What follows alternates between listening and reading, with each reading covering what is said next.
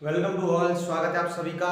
और आज हम देख रहे हैं चैप्टर नंबर 7 क्लास 11 फिजिक्स का रोटेशनल मोशन। तो इसमें बात करेंगे कि रोटेशनल मोशन क्या होता है। रोटेशनल मोशन जब कोई एक बॉडी या फिर जब कोई एक ऑब्जेक्ट सर्कुलर पाथ में क्या करता है, मूव करता है, यानी सर्कुलर पाथ में मोशन करता है। मान लो ये है मेरा सर्कुलर पाथ, ठीक है, ये क्या है, मेरा सर्कुलर पाथ है, ओके। और इस पे क्या कर रहा है, ये कोई व्यक्ति है ना, ये कोई पर्सन है, और ये क्या कर रहा है, इसमें मूव कर रहा है ऐसे, यानी कैसे मोशन कर रहा है, सर्कुलर पाथ पे मोशन कर रहा है। और जब ये सर्कुलर पाथ में मोशन करेगा ना, तो ये कैसे करेगा, एक फिक्स्ड एक्सिस से करेगा मोशन। ये क्या है, इसकी एक्सिस ऑफ रोटेशन। यानी जब कोई एक बॉडी फिक्स्ड एक्सिस से और एक फिक्स्ड ऑर्बिट में क्या करती है, मोशन करती है।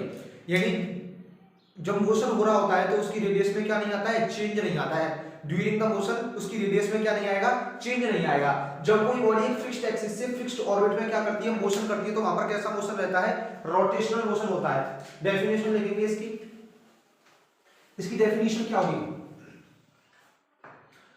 the motion of an object the motion of an object around a circular path जब एक सर्कुलर पाथ में होता है फिक्स्ड ऑर्बिट या फिर फिक्स्ड और एक्सिस भी लिख सकते हैं पर, ठीक है, एक फिक्स्ड एक्सिस में इन अ फिक्स्ड, यानी the motion of an object around a circular path in a fixed orbit, यानी एक फिक्स्ड ऑर्बिट में जब कोई बॉडी क्या करती है, वो मोशन करती है। जब एक फिक्स्ड ऑर्बिट में कोई बॉडी मोशन करती है तो वहां पर मोशन जो होता है वो रोटेशनल मोशन होता है। अच्छा, रोटेशनल मोशन होता है, इसके एग्जांपल लो, देखो तुम्हारे मोशन ऑफ व्हील, यानी जब तुमने सड़क पे क्या चलते हैं, ऑटोमोबाइल चलते हैं, वाहन चलते हैं, व्हीकल्स चलते हैं, तो उनके जो पहियों के द्वारा जो मोशन होता है वो कैसा मोशन होता है, रोटेशनल मोशन होता है, ठीक है। और तुम देखते हैं पंखुड़ी जो होती है, पंखा चलता है, वो भी कैसा मोशन करता है, और रोटेशनल मोशन करता है। अच्छा, रोटर्स क्या होते हैं, जो होते हैं ना प्राइवेट जेट होते हैं, उनके ऊपर जो पंखुड़ी होती है उन्हें रोटर्स बोलते हैं, ठीक है। और तुम्हारी मोटर्स जो होती हैं, मोटर्स लिख लेंगे इसमें, मोटर्स यानी मोटर का जो हो जाएगा, मोटर के द्वारा।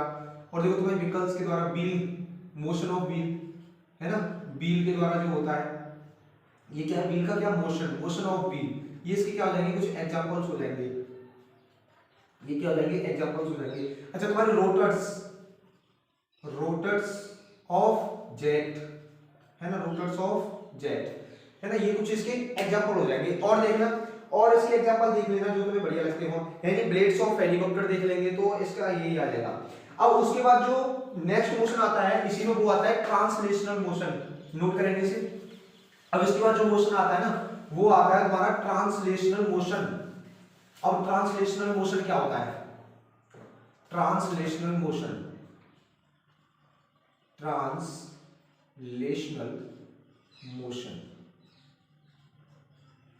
देखो ये कैसा मोशन होता है, जब मान लो मेरे पास कोई एक बॉडी है, जब ये कोई बॉडी है, ये कोई ट्रक मान लो, ट्रक, ठीक है, ये ट्रक मूव कर रहा है इस डायरेक्शन में।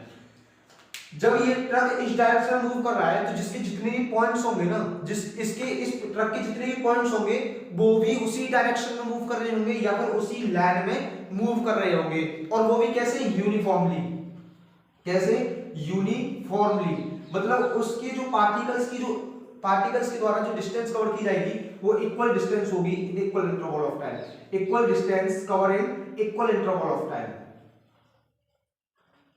इक्वल टाइम में जब इक्वल डिस्टेंस कवर की जाएगी, इस ट्रक के जितने भी पार्टिकल्स हैं, ये ट्रक जिस डायरेक्शन में मूव करेगा उसके पार्टिकल्स भी इसी डायरेक्शन में मूव करेंगे जिस डायरेक्शन में ट्रक करेगा, और वो भी कैसे, यूनिफॉर्मली, वो भी कैसे, यूनिफॉर्मली। तो डेफिनेशन क्या होगी इसकी, in the motion in which all parts of a moving body the motion in which all parts of a moving body the motion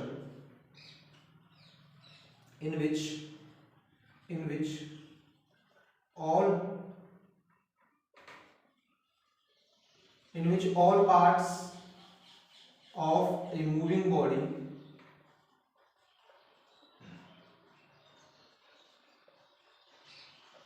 यानी एक मूविंग बॉडी के जितने भी क्या थे उसके पार्ट्स जो थे, जितने भी पॉइंट्स लिख लो, है ना, जितने भी पार्ट्स लिख लो, या फिर क्या भी लिख सकते हो, पर पॉइंट्स भी लिख सकते हो। Moves uniformly in the same direction, in the same direction in same interval of time। अच्छा, linear motion, linear translational motion, एक कौन सा होता है लीनियर, जिसे हम रेक्टिलिनियर भी बोलते हैं, जिसे हम, है ना। और दूसरा होता है कर्वीलिनियर, कौन सा कर्वीलिनियर। अच्छा, रेक्टिलिनियर मोशन कौन सा होगा, motion in a straight line, जब कोई मोशन कैसा होता है, motion in a straight line, जब स्ट्रेट लाइन में मोशन होता है, तो वहां पर कैसा मोशन होता है, वहां पर होता है लीनियर या फिर रेक्टिलिनियर मोशन। और दूसरा देखें कर्व मोशन क्या होता है, कर्वीलिनियर क्या होता है, कर्वीलिनियर मोशन कौन सा होता है, when an object moves along a curve path, यानी when an object moves along a curved path। अच्छा, कर्व्ड पाथ में कैसे होगा, जैसे अब तुम इसके एग्जांपल्स देखो, जब कोई सांप चलता है, है ना, तो वहां पर सांप चलता है, मतलब मूवमेंट ऑफ स्नेक, इसके एग्जांपल क्या हो जाएंगे, movement of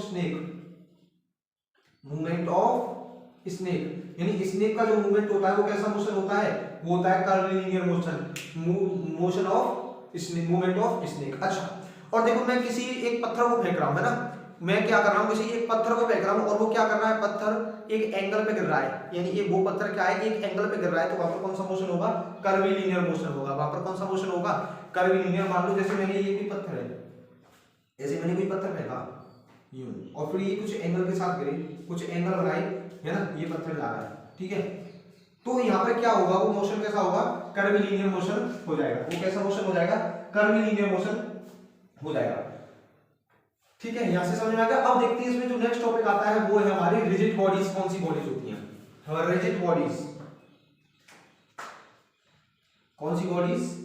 rigid bodies.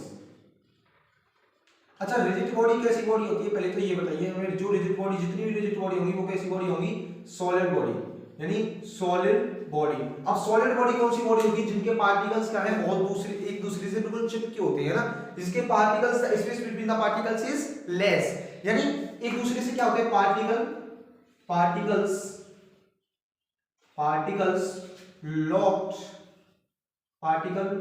Locked to each other, यानी जिनके पार्टिकल्स क्या है, एक दूसरे से बंधे हुए होते हैं, ठीक है। और अगर वो सॉलिड बॉडी होगी, अगर हम उससे फोर्स लगा रहे हैं, एक्सटर्नल फोर्स, और बहुत ही स्ट्रॉन्ग फोर्स लगा रहे हैं, लेकिन उसके वो क्या है, शेप एंड साइज में कोई भी चेंज नहीं आ रहा है, उसके शेप एंड साइज में क्या नहीं आ रहा है, कोई भी चेंज नहीं आ रहा है, तो वो कैसा मोशन होगा, रिजिड बॉडी होगी। वो कैसी बॉडी होगी, वो रिजिड बॉडी होगी। जैसे मैं मार्कर है, अब मैं इस मार्कर को क्या कर रहा हूं, दबा रहा हूं इसे, ठीक है, क्या इसकी शेप एंड साइज में कोई चेंज आ रहा है, नहीं आ रहा है। क्या इसके पार्टिकल्स एक दूसरे से अलग हो रहे हैं, नहीं हो रहे। पार्टिकल्स एक दूसरे से लॉक हैं, ये इसकी शेप एंड साइज में भी चेंज नहीं आ रहा है व्हेन अप्लाइंग अ फोर्स, यानी क्या नहीं आ रहा है, इसकी देखो शेप एंड साइज में क्या नहीं आ रहा है, चेंज नहीं आ रहा है, एक्सटर्नल फोर्स वर अप्लाइड, है ना, shape and size, there is no change, there is no change in shape and size. अच्छा, तो ऐसी बॉडीज कौन सी बॉडीज होंगी, रिजिड बॉडी होंगी। जैसे आयरन हो गया हमारा, है ना, जैसे आप क्या हो गया हमारा, आयरन हो गया, आयरन को हम क्या मानते हैं, रिजिड बॉडी मानते हैं, है ना। वैसे रिजिड बॉडी क्या होती है, सॉलिड बॉडीज होती हैं, जिनके पार्टिकल्स एक दूसरे से लॉक होते हैं और उनके शेप एंड साइज में कोई भी चेंज नहीं आता है, जिनके शेप एंड साइज में क्या नहीं आता है, कोई भी चेंज नहीं आता, वो कैसी रिजिड बॉडी होती है, रिजिड बॉडी होती है। और रिजिड बॉडीज ही क्या करती हैं, रोटेशनल मोशन करती हैं, यानी रिजिड बॉडीज ही क्या करती हैं, रोटेशनल मोशन करती हैं। अब दूसरा टॉपिक आता है, वो आता है सेंटर ऑफ मास, इसे नोट करेंगे, अब आएगा centre of mass. Centre of मास क्या होता है? सेंटर ऑफ मास क्या होता है? एक पॉइंट होता है। सेंटर ऑफ मास क्या होता है? एक पॉइंट होता है। Centre of mass, centre of mass, centre of mass is a point. क्या लिखेंगे? Centre of mass is a point, is a point of a body where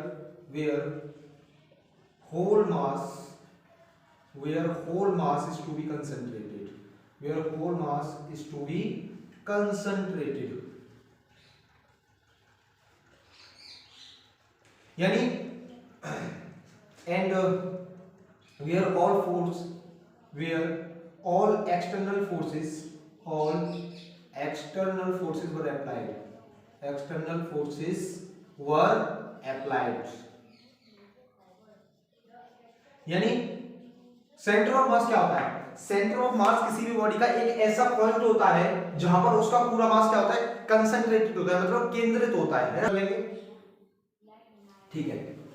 अब जो नेक्स्ट टॉपिक आएगा वो आएगा हमारा centre of mass, centre of position vector, position vector, position vector of centre of mass of n particles. अगर मैं n particles के लिए पोजीशन वेक्टर निकालूं सेंटर ऑफ मास का, तो क्या होगा? मैं क्या निकालना है? मुझे पोजीशन वेक्टर निकालना है किसका? सेंटर ऑफ मास का फॉर n पार्टिकल्स के लिए। मान लो मेरे पास क्या है, ये हमारे पास ओरिजिन है कोई, ये ओरिजिन है, ठीक है, और मेरे पास ये है सेंटर ऑफ मास। यहाँ पर क्या है? मेरा सेंटर ऑफ मास है और इसकी ओरिजिन से दूरी कितनी है? r वेक्टर, ठीक है। r वेक्टर क्या है? यहाँ पर r वेक्टर है पोजीशन वेक्टर। r वेक्टर क्या है? Position vector of centre of मास, यानी सेंटर ऑफ मास का क्या है? ये पोजीशन वेक्टर है r vector.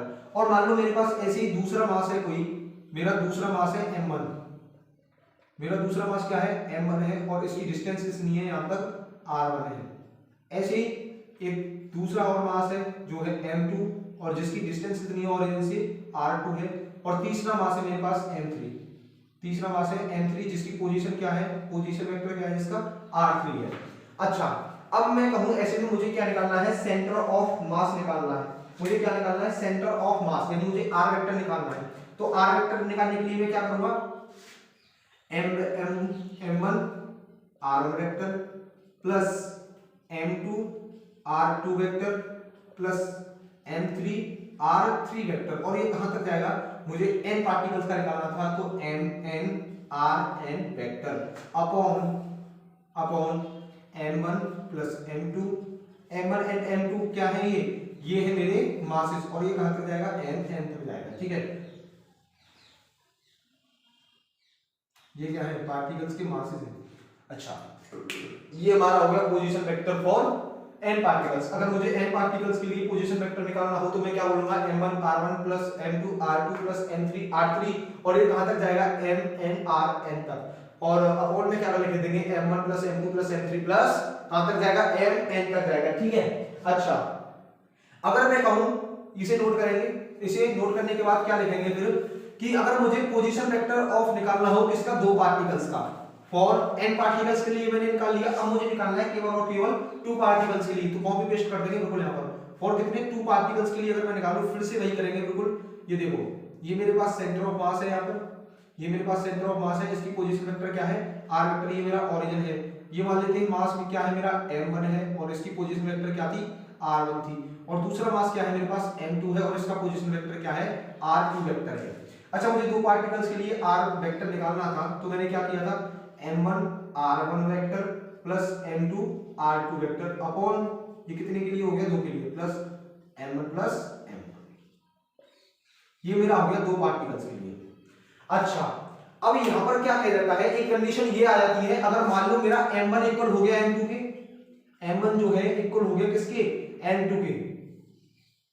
If two masses are equal, तो क्या होगा फिर? अगर अब ऐसे में मुझे पोजीशन वेक्टर निकालना है, तो पोजीशन वेक्टर क्या होगा? m r1 vector plus m r2 vector upon n plus m, यानी अब m1 और m2 इक्वल है तो ये किसके इक्वल हो जाएंगे, n के इक्वल हो जाएंगे, ठीक है, ये किसके इक्वल हो जाएंगे, n के इक्वल हो जाएंगे। तो यहाँ से r वेक्टर निकालूंगा मैं, यहाँ से m कॉमन ले लूंगा तो क्या निकलेगा, r1 vector plus r2 vector upon के 2m, m से m कैंसल, तो r वेक्टर कितना हो जाएगा, r1 vector plus r2 vector upon 2।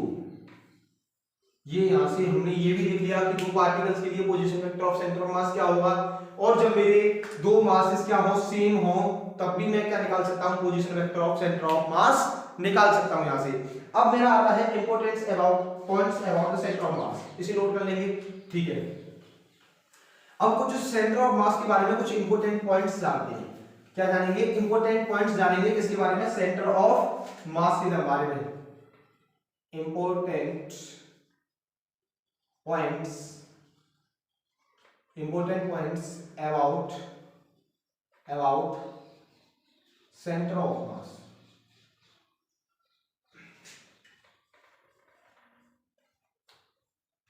अच्छा, सेंटर ऑफ मास के बारे में पहला क्या है, the position of centre of mass is independent on coordinate system, is independent of the coordinate system of the, देखो पहला क्या आ रहा, द पोजीशन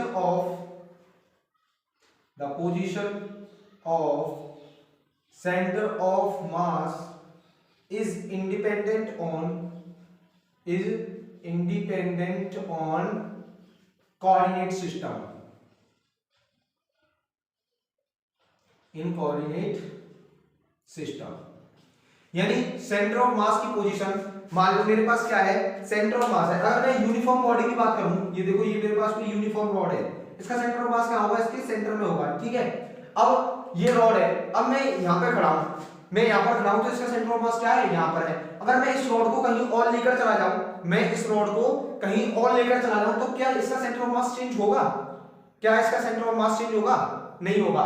यानी किसी भी बॉडी का सेंटर ऑफ मास हम उसे किसी भी कोऑर्डिनेट में ले जाएं तो उसका सेंटर ऑफ मास चेंज नहीं होगा। मान लो ये मेरे बोर्ड पे है, अब मैं बोर्ड को इसको उठा के ले जाऊं दिल्ली, क्या इस बोर्ड, फिर ये मैंने लिखा है, इस बोर्ड का क्या सेंटर ऑफ मास चेंज होगा, इस बोर्ड का सेंटर ऑफ मास चेंज नहीं होगा। मान लो इस बोर्ड का सेंटर ऑफ मास कहां है, इस बोर्ड का सेंटर ऑफ मास यहां पर है, अब क्या आज यहां पर है, अब मैं कल इसे दिल्ली ले गया तो क्या चेंज होगा, नहीं होगा, फिर उसे परसों मुंबई ले गया, क्या चेंज होगा, नहीं होगा। यानी सेंटर ऑफ मास किस पर डिपेंड नहीं करता है, कोऑर्डिनेट सिस्टम पर डिपेंड नहीं करता है, ठीक है, कोऑर्डिनेट सिस्टम पर डिपेंड नहीं करता है। तो भैया फिर किस पे डिपेंड करता है, फिर डिपेंड किस पे करता है, ये डिपेंड करता है मास पर, ये डिपेंड किस पे करता है, position of depends on the mass and shape of the body and distribution of mass, यानी ये किस पे डिपेंड करता है, शेप एंड साइज और मास पे डिपेंड करता है। मान लो मेरे पास ये है, ये मेरा कोई फिर से यूनिफॉर्म रॉड है, इसका सेंटर ऑफ मास कहां होगा, जिसका इस बॉडी का सेंटर ऑफ मास वहां पर होगा जहां पर इसका मास क्या होगा, होल मास इज कंसंट्रेटेड, मान लो यहां पर, ठीक है।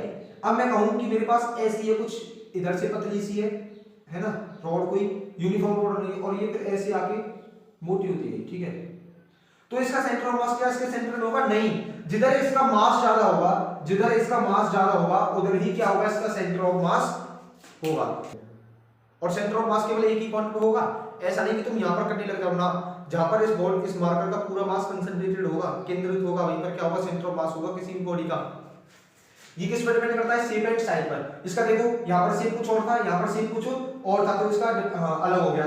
मास पे डिपेंड करता है, इसका मास मान लो 200 केजी था, मान लो 2 केजी था, और इसका मान लो 3 केजी था, है ना, तो मास इधर ज्यादा था, मास इधर ज्यादा था, तो सेंटर ऑफ मास इधर मूव करेगा, है ना। ऐसे देख करते रहना, प्रैक्टिकल करते रहना खुद ही, है ना। कुछ और उठा लो, देखो हां हमारे पास समय तो है इसके, ये देखो इसको करेंगे, ये देखो ये लो सेंटर ऑफ मास, इसका सेंटर ऑफ मास कहां है, इधर की बिल्कुल सेंटर में है। अगर मैं इसमें कुछ रख देता हूं, देखो अगर मैं इसमें कुछ रख दूं, ये लो, है ना, तो अब इसका मास किधर ज्यादा होगा, इसका मास देखो किधर है, अब इस डायरेक्शन में ज्यादा होगा, जिस डायरेक्शन में मैंने क्या रखी थी, ये टेप रखी थी, ये देखो मैं इस डायरेक्शन में क्या रख रहा हूं, टेप रख रहा हूं उस पे, तो ये टेप की तरफ ज्यादा होगा, है ना। फिर ये क्या करेगा, टेप की तरफ इसका क्या हो जाएगा, सेंटर ऑफ मास हो जाएगा, ठीक है। ये देखो अब कहां देख रहे हो सेंटर ऑफ मास, क्यों, क्योंकि अब इधर मास ज्यादा हो गया तो मेरा सेंटर ऑफ मास इधर आ गया। अब देखना अगर मैं इस टेप को हटा दूंगा तो ये क्या केंद्रित नहीं होगा, ये सेंटर, देखो अब कंसंट्रेटेड कहां होगा, अब यहां पर होगा, अब किधर की साइड होगा, बिल्कुल जहां पर इसका सेंटर होगा, देखो ठीक है, तो किस पे डिपेंड करता है? मास पे डिपेंड करता है, centre of mass. Centre of मास किस पे डिपेंड करता है? मास पे डिपेंड करता है। अच्छा, और कुछ कुछ मेरी बॉडीज ऐसी होती हैं, कुछ बॉडीज ऐसी होती है जिनका मास कैसा होता है? होमोजेनियस होता है, यानी एक समान होता है। कुछ बॉडीज ऐसी होती हैं जिनका मास क्या होता है? एक समान होता है। जैसे रिंग की बात करूं, मैं किसकी बात करूं? रिंग की बात करूं तो रिंग का मास, सेंटर ऑफ मास कहां पर होगा? रिंग का मास कहां होगा? सेंटर ऑफ मास। मान लो ये मेरी रिंग है, मान लो, ठीक है, इसका सेंटर ऑफ मास कहां होगा? इसके बिल्कुल सेंटर में होगा। इसका सेंटर ऑफ मास कहां होगा? देखो ये इसका सेंटर ऑफ मास है, मान लेते हैं। इसके सेंटर ऑफ मास पर क्या होगा? मतलब इसके सेंटर पर रिंग का जो सेंटर ऑफ मास होता है ना, वो उसके सेंटर में ही होता है, ठीक है। अब जैसे होलो स्फीयर की बात करें, होलो स्फीयर का मास कहां पर होता है? होलो स्फीयर का सेंटर ऑफ मास क्या होगा? सेंटर ऑफ स्फीयर कहां पर होता है? सेंटर ऑफ स्फीयर का, है ना। और रिंग का बात करें, centre of mass of hollow sphere. अगर मैं centre of mass of ring की बात करूं मैं तो रिंग का कहां पर होगा? रिंग का कहां पर होगा? सेंटर ऑफ रिंग पर, ठीक है। और मैं किसकी बात करूं? ये कैसी होनी चाहिए? लेकिन यूनिफॉर्म रिंग होनी चाहिए। कैसी रिंग होनी चाहिए? ये भी बात होना चाहिए, यूनिफॉर्म, ठीक है। और यूनिफॉर्म होलो स्फीयर। अच्छा, यूनिफॉर्म सॉलिड स्फीयर का कहां पर होगा? यूनिफॉर्म